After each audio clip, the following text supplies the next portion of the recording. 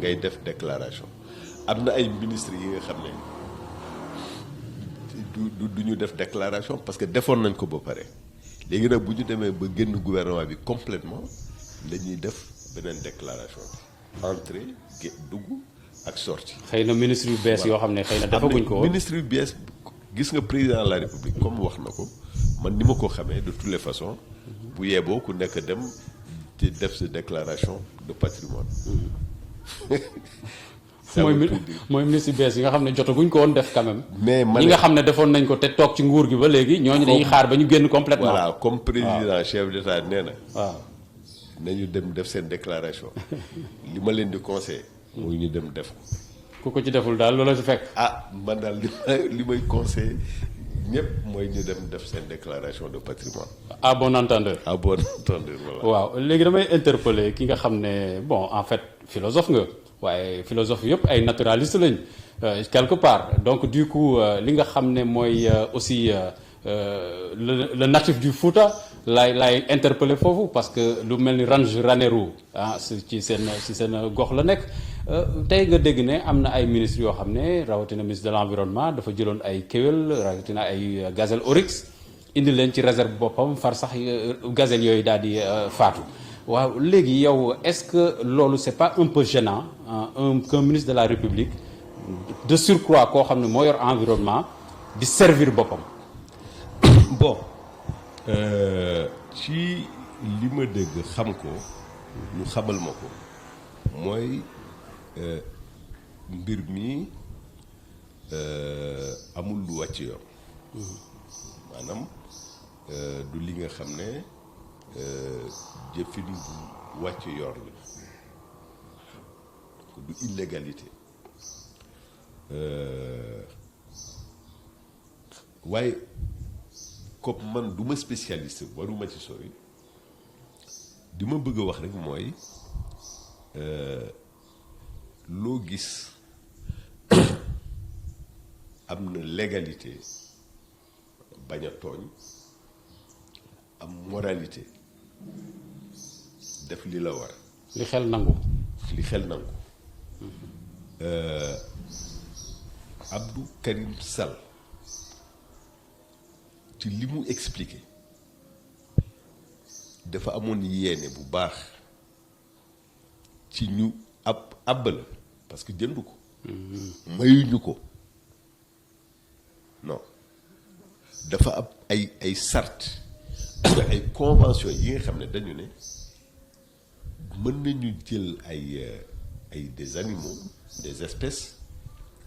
def ko ci ay ferme yi nga xam ne am nañu ay normes bu ñu demee ba jur parce que dañ leen ko dénk parce que am na benn nombre bi nga xam ne bu ñu ko atteindre day jafe-jafe loolu ñuy reproduire et donc dañ leen koy jox ñoo leen koy dundal ñoo leen koy toppatoo bu ñu juree léegi am na ay clés de répartition après ñu delloowaat kii bi donc yéene bi mi ngi fi alors nit ki nag bu ñu waxee moral nit ki ci boppam moo war a décider gis nga ku ne oui man bu ma nekkoon moom lii laay def walla lii laay def amul sens xam nga lu tax amul sens parce que bu doon yooyu yaa nekkoon à sa place lan ngay def lan nga naroon def yàlla rek moo ko xam parce que ay circonstances la décision circonstance la mun nga bañ a xam mun nga def erreur circonstances yi mun na tax nga def lii bañ a def lii ainsi de suite donc il faut faire attention parce que di nga dégg ñu ne ki ne way bon toutes les façons man bu doon man lii laay def mais bu doon yow xamoo looy def parce que nekkoo ci situation bi parce que circonstances yi daf ci am solo yii aussi dañ ci war a maandu ci mooy ñi jot a jël ci oryx yi ñu dénk leen ko ak waa ranch bi nekk Ranérou ak autorité bi ak collectivité territoriale bi maanaam mairie bi walla conseil départemental bi ñoom ñoo war a toog xam ne ci mbir mi kenn du noonu kenn ñu waxtaan juboo ci kaddu bu dee dañuy continuer dénk Oryx yi Abdou Karim Sall walla keneen ñu gën ko leeral ci ban anam la ñu mën a denc Oryx yi bu ñu naree jël beneen décision su aussi ñu jël ko et puis am ci aussi leçon pour l'avenir nan lañ ko war a gérer. sa liggéey en tant que conseiller du président de la République tey boo ko doon tënk looy wax. waaw xam nga président ci gis-gisam dafa ne culture lu am solo la mun naa seede aussi que ne depuis 2012 ba léegi li mu def ci wàllu culture dafa am solo lool. dañu parachever pare musée de civilisation noire moom ci boppam moo ko inauguré def ci ay moyens moo yokk fonds d'appui à la production cinématographique et de l'audiovisuel mooy FOPIC moo yokk également fonds yi ñu affecté le livre et la lecture fonds bi nga xam ne aussi dañ ko jëmale ci culture urbaine yi moom moo ko créé moom ci boppam moo ko créé donc am na mu réhabiliter aussi les grands prix du président de la République pour les lettres grand prix du président de la République pour les arts alors ba pare léegi am ay projets yu am solo ci waa ñi nekk ci wàllu culture wàllu aada ak wàllu art lu mel ni bibliothèque nationale du Sénégal lu mel ni archive nationale du Sénégal mu am projet également cité du cinéma xam nga léegi cinéma dafa am doole lool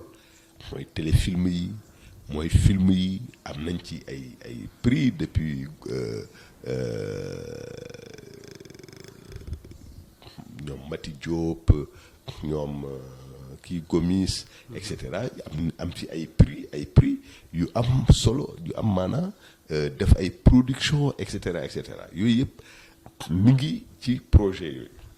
en même temps am benn projet bu am solo aussi pour ci biir réew mi ay centre maison de la jeunesse et de la citoyenneté xam ne dañuy def bépp métier de la culture dinañ ko fa jàngale et cetera donc mais am également projet bu am solo mooy le musée des arts contemporains africains le grand hall de Dakar fi ancien ministère de la justice non plutôt palais de justice fi mu nekkoon Cap Manuel transformé ko jox ko artistes yi mu nekk musée le grand hall des arts de Dakar en même temps aussi président renforcé na fonds biennal des arts de Dakar malheureusement ren ak Covid bi mënuloon am mais ren la waroon am alors donc c'est pour dire quoi c'est pour dire que président dafa investir lu bari ci wàllu culture ak wàllu art lu tax parce que benn dafa gëm ne lépp lu jëm ci culture ak art ci identité nationale la bokk mais identité nationale bu ma ko waxee mooy une identité bi nga xam ne dafa ubbeeku ci africain dafa ubbeeku également ci àdduna si maanaam du ñun rek ak suñu bopp mais identité culturelle bi ñu am identité nationale boobu dafa ubbeeku parce que il faut nga koy yaatal ci li gën a baax te jóge feneen duggal ko sa identité duggal ko sa culture ak say aada boobu benn la beneen bi dafa gëm ne également kuy dund ci aar kuy liggéey ci aar war nga ci mën a dund tedd tekki ci moo tax d'ailleurs ci moom la SODAV yi nga xam ne artistes yi moom la ñu bëggoon ñëw remplacer BSDA moom moo ci boppam moo signé këyit yi projet bi gaañ ñi dañ ci liggéey ba sonn mais bi mu ñëwee la accéléré mbir mi ba tey SODAV am remplacer BSDA. waaye SODAV boobu bëri na coow ah. comment. SODAV boobu bëri na coow. waaw loo gis rek mbir bu bees moom day bëri coow. loolu kenn mënu ko kenn mënu ci dara dañuy li ñuy là également li ñu mën a ñaan rek mooy acteurs yi ak waa BSDA ak ministère bi ak képp ki nga xam ne am nga ci war nga ci am kaddu ñu toog waxtaan ba gis yoon bi nga xam ne moo gën ci ñëpp n'est-ce pas yàlla dimbali ñu. ndax ñu mën a fay artistes yi seen i droit. mais c'est ça. parce que ñoom li ñuy kaas nee na seen i droit gëj nañ leen ko fay ba ñu defee mutation bi entre nu mu tëddee BSDA jëm ci SODAV ba léegi sax presque jotuñu xaalis. xëy na kii la ay malentendu la rek man xam naa ñi liggéey ba SODAV taxaw ay nit ñu xaral ñu xam naa aussi ñu jiite actuellement SODAV xam naa aussi yéene bi ci ministère bi wax am plutôt xam naa aussi attachement bi président de la République am pour que les artistes là mën a dund ci seeni liggéey et donc je suis sûr que bu ñu toogee waxtaan dinañ ci am lu leer li nga xam ne aussi ça arrange tout le monde. dialogue bi daal ngay préconiser. oui xam nga loo gis dialogue la waaw loo gis dialogue la am na yenn réew yi nga xam ne man bu doon suma sago du mel nii ay am nañu ay réew yi nga xam ne c'est nos voisins dialogue bu amul mais yenn réew yi fi ñuy jëm musiba la que dialogue dafa baax. gis nga politique bu bees te contemporain du affaire noonu xëy na mun nañu wute gis-gis jëf-jëf mais mënuñu nekk ay noon mooy politique bi nga xam ne moo amoon ci li ñu doon tuddee lutte de classe bourgeoisie prolétariat wala impérialisme ak les peuples et cetera ku ñëw noot sa réew noonu la mais bu dee diggante ay sénégalais warul am noonu war a dialoguer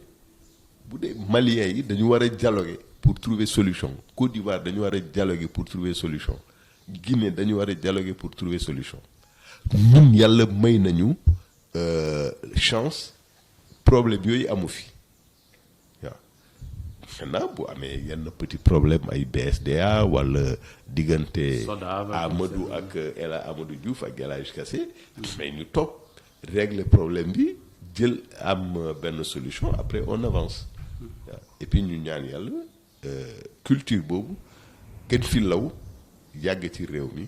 parce que loolu mooy sunu intérêt doom yi di ñëw sunu doom yi di ñëw. D'autant plus que léegi sax SODAV société la donc maanaam société dafa am ñu koy bokk. c'est ça société artistes yi la. voilà c'est pour les artistes c'est pas l'État.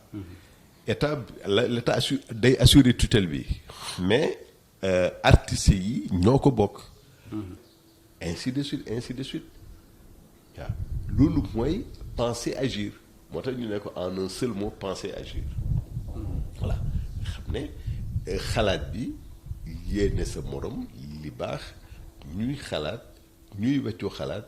di diisoo waaye xam ne aussi du ñuy xalaat rek ñoo am décision bi